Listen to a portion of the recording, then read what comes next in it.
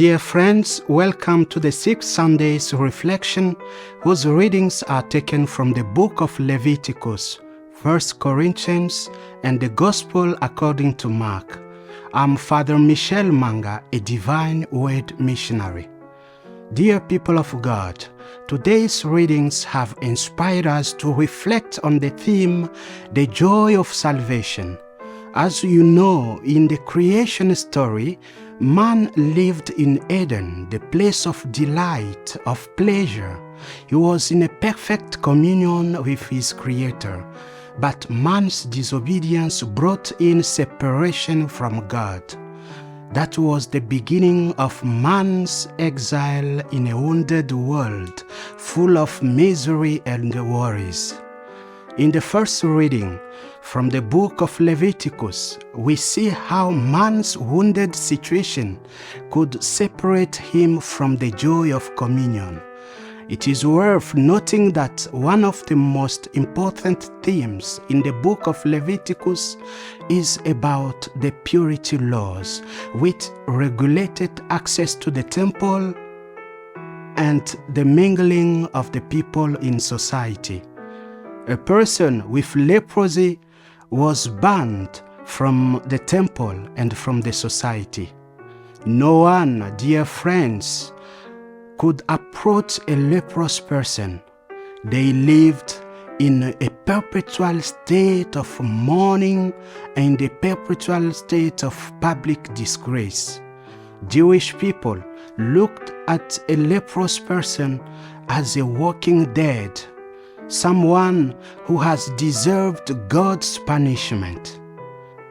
In the light of these considerations, however, we remember that there came in the fullness of time someone who could not only look at but touch the leper, someone who could cure leprosy and thus bring back the joy of communion. That is Jesus of Nazareth, the Messiah promised by God. In today's Gospel, according to Mark, a leper comes to Jesus, imploring him, kneeling down to him. This approach revealed the innermost feeling of the man. He was really desperate. However, the leper believed in the power of Jesus. That is why he came with confidence so that Jesus could heal him. He expressed faith in Jesus Christ. We know that in those days, dear friends, everyone knew that only God could heal leprosy.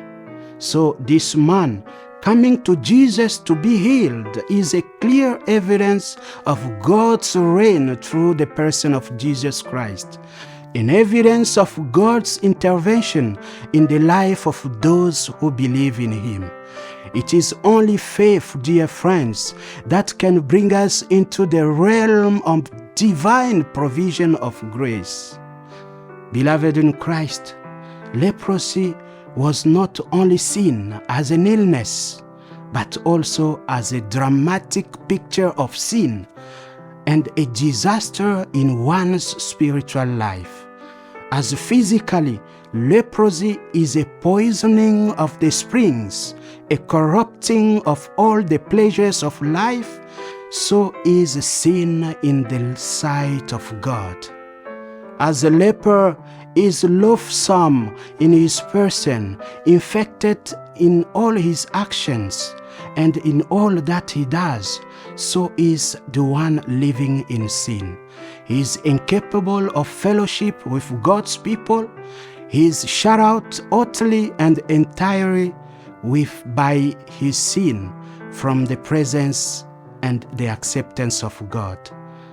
Dear friends, that is why leprosy needs to be out of our lives. What is my leprosy? My life situation that can prevent me from entering the temple, meaning God's presence. What is my life situation that keeps me away from fellowship with my neighbor?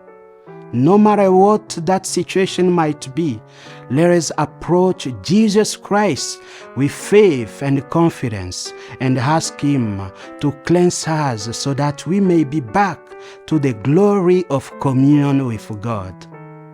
This leper, after having been healed, went on joyfully proclaiming the wonders of the Lord. Our joy can only be perfect when we come to Jesus in faith, when we encounter Him within our heart, and we go on proclaiming what the Lord has done for us. This is the joy of salvation. May God grant us the grace to come to Him confidently, desiring in us a godly life that brings about the joy of salvation, the joy of communion with God and with our fellow men. God bless you.